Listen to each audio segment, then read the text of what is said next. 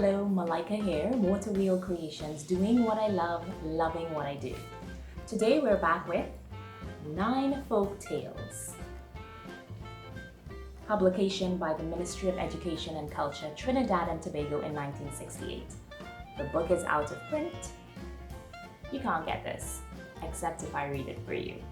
Today's story is how the Agouti lost its tail. Long ago in the island of Trinidad was a place of only mountains, green palms, and beautiful clear rivers. There were no people. No houses, no tall buildings hid the sky. There were no bicycles and motor cars, and certainly no trains and aeroplanes. There were only animals. The lamb, the quink, the tiger cat, and many others lived quite happily together under the care of the father of the forest, Papa Bois. Of course, they had their little quarrels and fights, but they were more like brothers and sisters squibbling than like enemies. Most of the animals who don't like each other at all today were the very best of friends then. And chief among them were the dog and the Agouti. Mr. Dog was very much as he is today, but Mr. Agouti had a beautiful long tail of which he was very proud. These two were very close friends and enjoyed each other's company very much. So friendly were they that when Mr. Agouti found that his first home was getting too old and small for him, he decided to find himself a bigger hole and more land to plant, and invited Mr. Dog to live near to him and share the same garden. Mr. Dog was delighted. He accepted the invitation and the two set off to look for a nice piece of land on which to settle. After much searching, they found a nice bit of land away up in San Juan near the river. Mr. Agouti was delighted. The land was good for planting, and there was a hollow tree which had fallen and proved to be just what he was looking for. Mr. Dog was very glad that they were so near to a river, because if there was one thing he liked, it was an early morning dip in a cool, clear water. He built himself a house of sticks with a roof of coconut fronds and settled down to enjoy life. The pair did very well together. They painted okras, cassava, green pigs, and even pigeon peas. They had a lot of food to eat, and mischievous animals were afraid to come around, stealing what they planted, because Mr. Dog was a very good watchman. When anyone he didn't know came near the garden, he would bark loudly and frighten them off. Everything went quite smoothly for a long time. Then, one day, all the horned animals of the island decided to have a picnic. They planned to pay a visit to the Gaspery Caves on Gaspery Island. Of course, they would have to go by boat, and everyone was excited at the thought of the trip by sea. News of the picnic spread like a forest fire through the island, and animals all around started preparing for the great day. When Mr. Dog and Agouti first heard about the picnic, they didn't really believe that only animals with horns would be invited. After all, they were very friendly with the cows, goats, deer, and others that lived near them, and they refused to believe that their friends would plan such a wonderful picnic and not invite them. However, according to the old saying, birds of a feather flock together, and not one goat, sheep, bull, or otherwise even thought of sending an invitation to Mr. Dog and Mr. Agouti. Plans for the picnic went forward, and gradually over two friends plans for the picnic went forward, and gradually our two friends realized that they had been left out. Mr. Agouti thought of all the pilau and morbi that would be served and sighed deeply. Mr. Dog thought of the lovely clear water around Gaspery Island and of the stinging rum punch to follow a dip, and he too sighed. Days went by. The two friends in their home in San Juan became more and more anxious to go to the picnic. Mr. Dog could not get it out of his mind. He dreamed about the sea and the rum punch.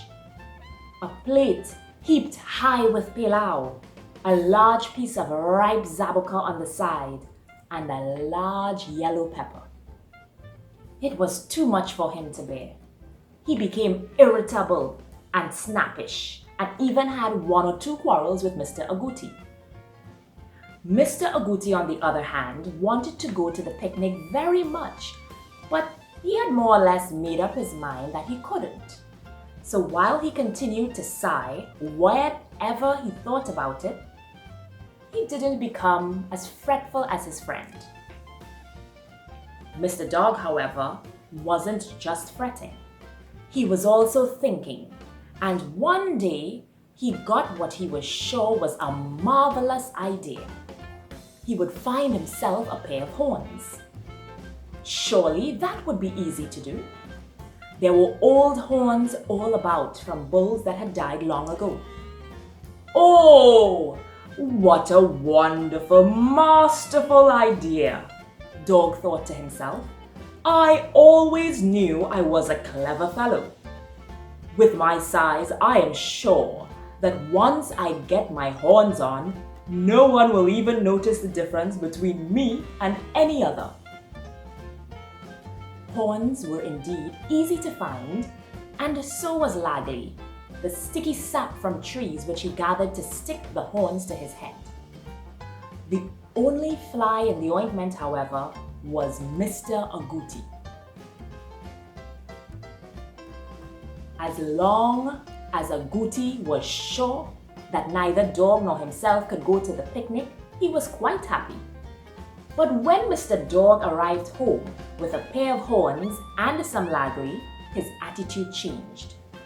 Agouti knew very well that it was no use sticking a pair of horns to his head, because there was no horned animal as small as he. Only Dog was big enough to get away with that trick. However, Agouti didn't let his friend know how he felt. He simply smiled and agreed that it was a very good idea, and one likely to succeed. He was right. On the night before the picnic, Mr. Dog stuck the horns to his head, and no matter how Mr. Agouti pulled and tugged, pushed and twisted, he couldn't move them. Mr. Dog was sure that everything was going to be just fine. Next morning, Mr. Agouti and his new horned friend, Mr. Dog, left San Juan very early because it was a long way to the jetty in Port of Spain. Moreover, they didn't want anyone to see them. When they got to the jetty, Mr. Dog waited until there were quite a few animals around before he came out of hiding. The horned animals were so busy checking their picnic baskets at the last minute that they didn't have time to notice Mr. Dog, and he managed to get aboard the boat without anyone asking questions. Captain Goat pulled up his anchor and two bulls began to row away from the jetty. Mr. Agouti could contain himself no longer. All of his anger and envy burst from him, and without really realizing what he was doing, he shouted at the top of his voice, "Captain Goat! Captain Goat! There's a traitor aboard! Examine the horns! Examine the horns!" At first, Captain Goat didn't understand what Mr. Agouti was shouting, and was just about to answer him rudely when Mr. Agouti said, "Dog has no horns! Examine the horns!" Captain Billy Goat has always been a fast thinker. He acted quickly. In no time at all, he stopped the boat and let his anchor down again. He called the animals together. He said, "Mr. Agouti says there's a traitor aboard. I must check the horns. Come up all of you and be tested." Of course, as soon as Mr. Dog came out of the crowd to have his horns tested, everyone could see that he really shouldn't have horns at all. Captain Billy Goat was angry. He hitted Mr. Dog. He butted Mr. Dog so hard that his head nearly flew off his shoulders. But Mr. Dog's head was his own after all, and it was the false horns that flew instead. Away over the side of the boat they went and plunked into the sea. The animals then lifted Mr. Dog and threw him, coat, shoes, lagly, and all into the sea. Mr. Dog came up to the surface of the water and swam off to land. Mr. Agouti didn't wait for him to reach ashore. He took off, running as fast as his legs would take him. He knew that the days of his friendship with Dog were at an end. He had a long way to go. Running at top speed through Laventille, he would hear Mr. Dog panting behind him. His heart was beating, thump, thump. His short legs moved faster and faster until it was almost impossible to see him. He was like a brown streak of lightning moving through the countryside. But no matter how fast he went, he could still hear Mr. Dog ranting, panting close behind him. Mr. Dog was trying his best. Agouti had a head start, but Mr. Dog had longer legs. He was determined to catch his unfaithful friend. At last, Mr. Agouti could see the river. He flashed up his horn at great speed and darted in. Mr. Dog, with jaws wide open, driven by his anger, put on a fresh burst of speed and snapped at Mr. Agouti just as his body disappeared into the hole. He caught hold of Mr. Agouti's tail and bit it clean off.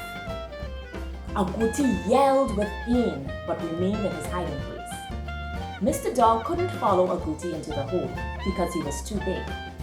He remained outside barking and scratching, but of course, Mr. Agouti didn't come out.